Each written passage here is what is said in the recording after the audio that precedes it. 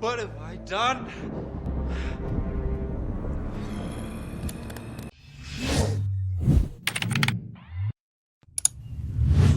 Well, hello there, ladies and gentlemen. Welcome back to the channel.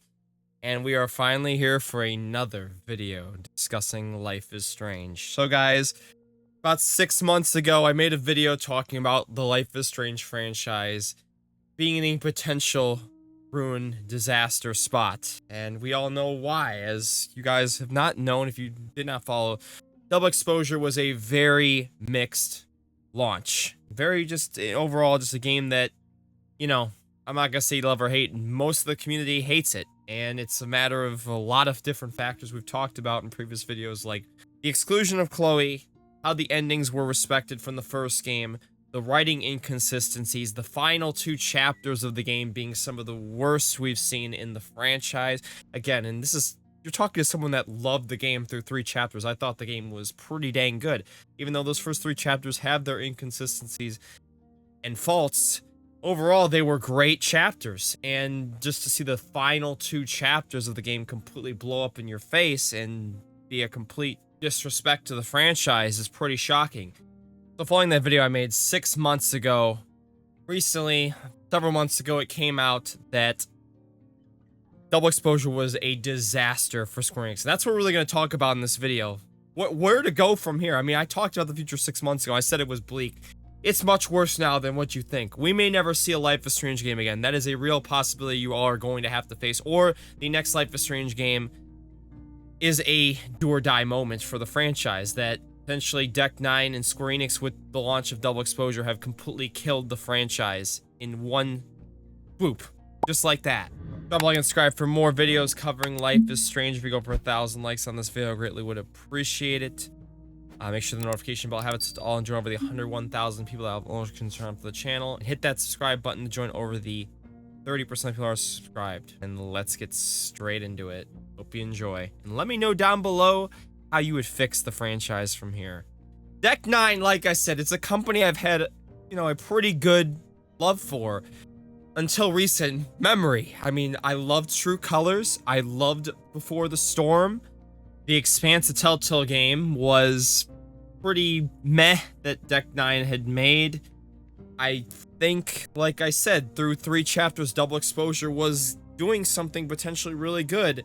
And then it just fell off. It's like they were on a train track to the destination and they didn't build enough track, and in essence the train crashes into the ground because you don't have enough track to get to the end of the bridge. That's how I kind of feel about Double Exposure. You did about 3 episodes worth of track and then it just completely goes to eh. And like I said, do I fully blame Deck 9? No. There's definitely some fault to Square Enix. Square Enix is not free of sin here either. There's a lot of, you know, in between the scenes, there's a lot of fighting between Deck 9 and Square Enix. If you did the research before the game dropped, you knew that there was issues behind the scenes. Deck 9 had their issues, but also Square Enix, their partnership was not as connected as you'd think it would be, thus causing lots of issues in terms of people getting cut, layoffs, lots of stuff changing with the story, rewrites, etc. And we talked about in my last video as well with Life is Strange about how a lot of people were laid off following the, and I can't lightly put this, but it's the truth, disaster of Double Exposure. So remember last December, Deck 9 had announced layoffs in terms of their studio. And I believe it was, again, this is like the 2nd time in the last year or 2 that Deck 9 had experienced any form of layoffs. And along with those layoffs, a lot of people behind Double Exposure were gone. Even before, prior to release, there were a lot of people that were laid off or removed. So there was the director, the narrative director. I mean, they had layoffs 2 different times last year. That is just not a good sign in general. Most, if not all, the creative minds behind Double Exposure are gone. So that leaves an opening for a potential future. Now, they have a number of different paths they could go on, and we'll talk about that here actually in a bit, about where they could go from here. Because there is a number of ways they could go. So let's talk about really the main topic of this video. Alright, so Life is Strange Double Exposure was a disaster for Square Enix. Reportedly, the game caused a decrease in operating profit compared to last year, proving that at least in this instance, the Steam DB user numbers and player review scores do indeed serve as an accurate reflection of a game's financial performance. Deck 9 Games' Life is Strange Double Exposure has reportedly resulted in significant, not just losses, significant losses for its publisher, Square Enix, and has even been cited as the reason for the company's operating profit decreasing compared to its previous years. Guys, it's not looking good. And I'm saying that again, if you thought that, well, maybe he's just over-exaggerating the truth a little bit here, or he's hitting the panic button. Oh, no, I'm not. I promise you, I am not. The report comes from a Japanese analyst, Hideki Yoshida, who stated that despite Square Enix achieving major success with the Dragon Quest III Remaster, selling over 2 million copies, the triumph was largely overshadowed in the publisher's eyes by the significant losses it incurred from Life is Strange Double Exposure. According to Yoshida, the game's poor performance was so severe that it was responsible for the company's operating income decreasing by 4.4% during the entire 9-month period of Q1 to Q3 in the fiscal year 2025 compared to the same period in 2024. Although the analyst hasn't provided any estimates for how large those losses are in terms of a concrete number of copies sold, the Steam Analytics website, GameLadic, estimates the game sold in its best case scenario only around 145,000 copies on Steam. That would likely mean that across all platforms, the game sold between 300,000 and 500,000 copies or fewer, a result that would indeed mean substantial financial losses for a publisher given the cost of modern AAA titles. And please note that even though guesstimated sales numbers are generous and based on the highest, most game-favoring projections, in reality they are likely even lower than that, as Double Exposure has only reached a peak concurrent around 8.5 thousands on Steam, and its current 24-hour peak sits at 116 players, not 116,000, just 116. Damn. And if you look at Life is Strange Double Exposure right now, it's 73 peak in the last 24 hours. And here's actually something very sad. If we go to all the player counts for all the Life is Strange titles on Steam, Life is Strange Double Exposure is currently the lowest game in terms of player count right now on Steam. Life is Strange 1, number 1, Life is Strange 2, Life is Strange Remastered, Life is Strange Before the Storm Remastered, Before the Storm, True Colors, and look at that, Double Exposure at the bottom.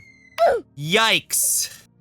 As for the main reason why the game has flopped so hard, it's fair to say that Deck 9 Games made a catastrophic mistake of disappointing the series' loyal fans, who widely criticized Double Exposure for many reasons, the biggest being the absence of Chloe Price. And I agree. Not just that Chloe was gone, though, as I said earlier in the video, I say you did not respect both endings of the game. The people that killed Chloe or didn't. You know, you just completely spat on the face. And again, I said this is the risk of bringing back Max Caulfield. You had a potential risk that if you did not do it right or serve it justice, this was going to be the result. A game that, in essence, essentially kills the franchise. And currently the game on Metacritic is a 73 average score from the critics and a 4.4 out of 10 generally unfavorable user rating, which is pretty damn telling. While disappointing loyal fans, as harsh as it may sound, can sometimes be profitable for a developer if they are replaced by a new and much larger fan base. That is Skyrim and Fallout 4, for example, were both financial successes despite being hated by many Morrowind and Interplay Fallout fans. The latest Life is Strange failed to draw in a new audience, and because of this, the developer conducted a round of layoffs just a month before Christmas, which we just talked about. Square Enix had left a survey asking fans for feedback about the Life is Strange Double Exposure and indicating it was curious about what could be improved in potential future titles, because I'm sure Life is Strange isn't done, but they may not rush the gun. You know, it could be, like I said, some years before we see it. Now, we do know Double Exposure ends on a cliffhanger, and I've talked about this a little bit in the Life is Strange 5 potential videos, but considering now the narrative lead and the director behind Double Exposure that were playing that 5th game are gone, we don't know what they're going to do. They did say Max Caulfield will return. It was kind of like a whole marvelization of the ending and stuff, and a lot of people don't like that. I'm personally curious what they could do, but after, you know, those final 2 chapters, I'm not sure if I would even want it at this point. You have multiple options, in my personal opinion, which was finally now it's time we discuss the potentialities of what you could do. In my opinion, there are several paths you could take with this franchise. Obviously, the first one is the one I think nobody wants to hear, is where you just end it. There's no more, Life is Strange is done. Obviously, I don't think anybody wants that here, unless you just, want the franchise to rest in peace. So, the first real option is Chloe Price. You do a complete restructuring of Double Exposure, maybe put it non-canon, maybe change the timelines up a bit more, and bring Chloe back and make her a main focal point of a new game. Obviously, again, that means because since it is about 50-50 on the main choice in Life is Strange, you are discounting a large portion of the player base, but you bring back that fan-beloved character that was done dirty in Double Exposure. I don't know exactly how they would do it, but like I said, that's a possibility. Number 2, you just completely pretend Life is Strange Double Exposure happened, but move on to a different story. You do what you did with True Colors. You do a new character, a new place, a new journey. That, in essence, I don't think is a bad idea. Maybe you have Max return, though, as a side character, or like a callback or a reference. That is obviously a possibility.